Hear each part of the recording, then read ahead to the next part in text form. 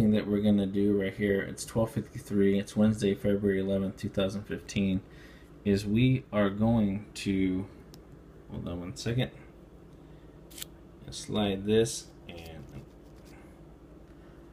and then what we are going to do is we are going to get a copy of the settings on Mom's phone.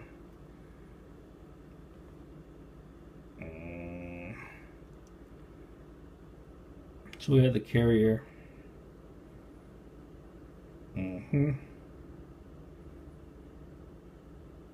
That's the number, and then that's the problem right there.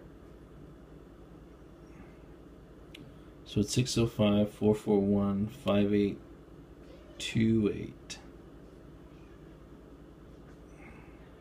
Or that's the biggest problem.